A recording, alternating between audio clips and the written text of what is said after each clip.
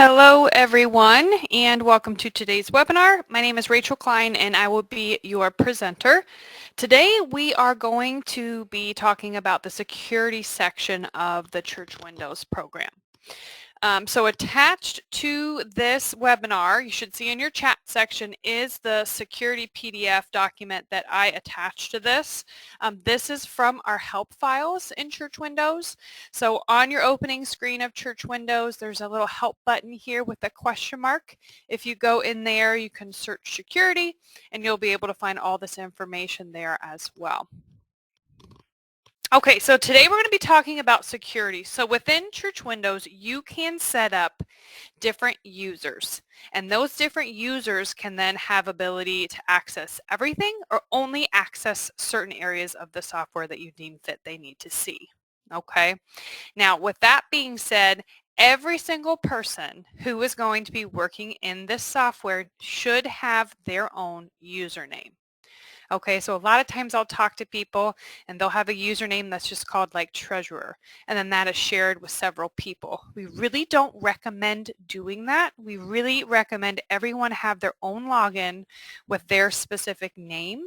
That way you have a really good audit trail of what person has done what within the software. Okay, so make sure everybody has their own unique username. Okay. So let's go ahead and get started in that security screen. So here on the opening screen, you're going to click on Administration and you're going to go to this little key for security. Now I went in here and I kind of did a little bit of pre-setup, if you will. So I have Josh. He also does the webinars with me. So he's a user in this example of a database. I set myself up as well, and then Kay and Nathan, they both used to work here as well. So as you can see, their color's a little bit different. I'll explain to you that here in a minute. But again, you want to make sure every person in here has their own unique username. So let's start with myself, Rachel. This is one I set up earlier. So in the full name box, this is where you truly want to put that person's full name in. Okay, and then their username. The username and password are going to be typed in every time they launch the software. Okay, so in my opinion, I find it easier if the person's name is what their username is. Okay, and then the password is whatever you want the password to be. Okay. So let's go through actually creating someone. We're going to make Pam. She's another employee here at Church Windows. So I'm going to hit the add button down here in the lower left. This is how we're going to make a new person. Okay. So hit add and you're going to type in this person's full name. And then you'll need to put in their username. Okay. So again, this is what they're going to type in when they open up the software to log in.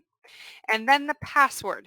You do have to give them a password when you first create their username, but once they have that password, they can always come back in once they're logged in as themselves and come into security. They'll only be able to say their information and then they can change their unique password to whatever they want. Okay.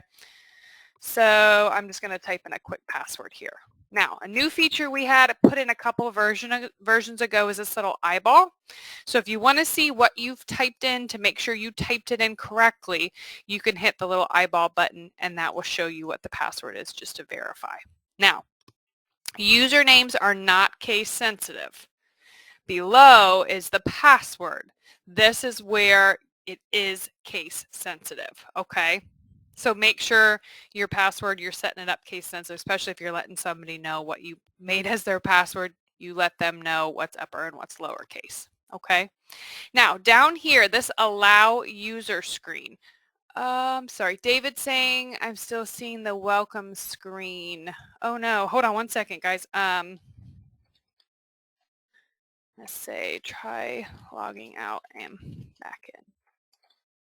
I want to make sure David can get in here and see everything. All right.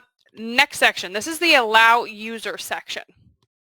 The first checkbox here says access security screens. So out of all of the users that you are going to create within Church Windows, at least one of those users has to have access to this security screen. Okay, essentially that's going to be your admin for Church Windows, if you will. So who's going to come in here and make the changes for your users? You have to have at least one. Okay, so for now we'll make Pam an admin for Church Windows as well. So Pam will be able to get in here and see all of the users and make changes. Now, if someone doesn't have access security screens checked, then that means they will only get in here and see themselves as a user, and they will only be able to change their password. They aren't going to be able to change any of their security settings. Okay. Restore backups. If you want this user to be able to restore a backup from the database, you may check this box. For your regular run-of-the-mill users using Church Windows, I would suggest not checking this, because if you restore a really old backup, you're going to wipe your data out. So use this restored backups checkbox with caution. Okay.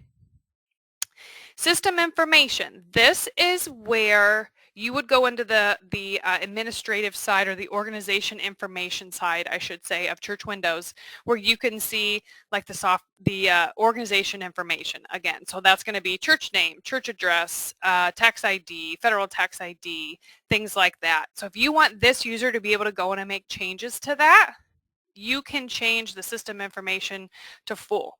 If you're okay with this user just being able to see what's there, you can do read only. If you don't want them to be able to get into that organization information section at all, then you're going to go with none. Okay. Again, we can't tell you what's right for your users, but this is where you would go to set up how or what you need your users to be able to do in Church Windows. Okay. Now, let's go on and talk about the different module permissions tab. So once you create your new user and you get this first tab, this system tab set up, you have several tabs across the top here. Okay, and this is where you can really get in and have each user only be able to do the specific tasks needed of them. Okay, so across the top here we have membership. Up at the top you have this big checkbox. If you uncheck this, this completely grays out this user from being able to do anything in membership. They will be locked out. Okay, and if you're locked out of membership, you are also locked out of attendance, and you are also locked out of visits. Okay, but if you want this person to be able to do some things in membership, you have to have this box up here at the top checked.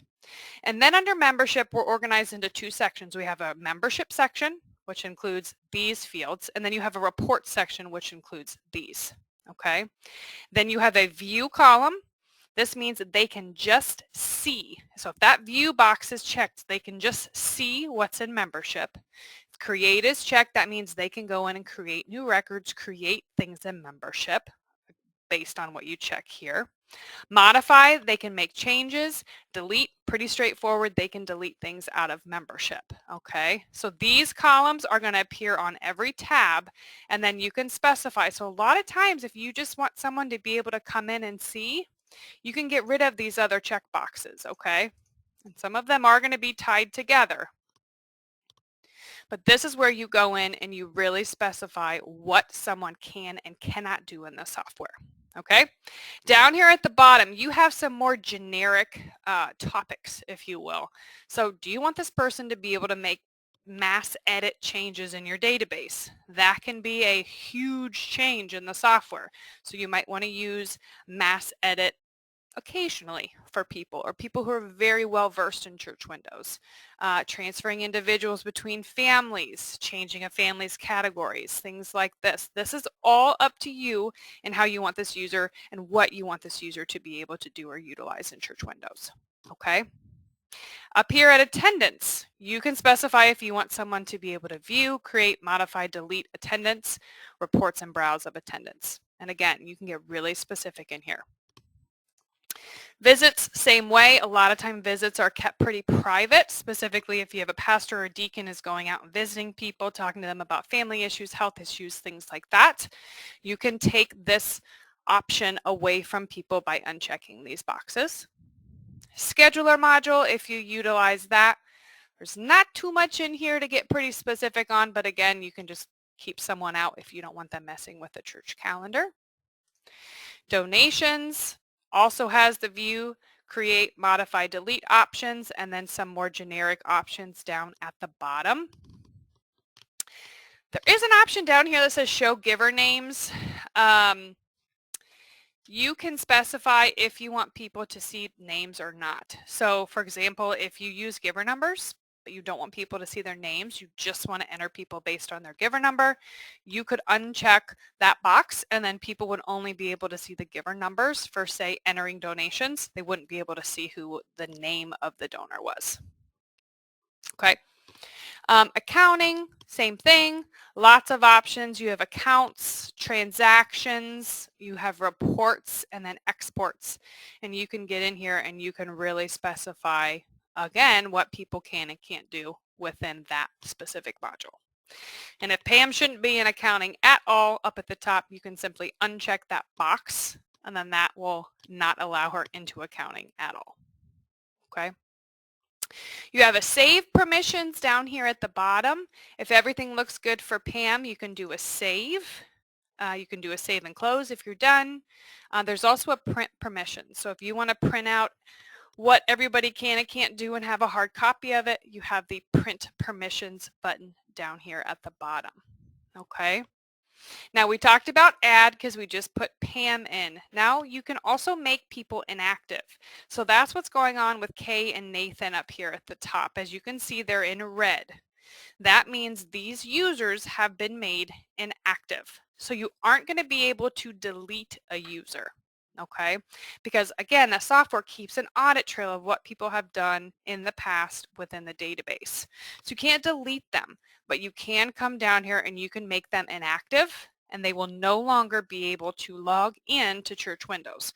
So even if they have the same username and password, they know what it is, they type that in, they're not going to be able to get in the software because that account is inactive for them. Okay. Now something I want to touch on about that is with new staff. So as you get new staff or as people leave the church, you want to make sure you're not coming in here and overriding their name. Okay, let's say, for example, Josh leaves and we get a new person. You don't want to come in here and write the new person's name, okay?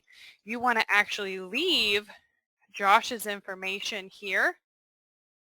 You want to make Josh inactive, okay, and then come down here and do add to then create your new person, okay?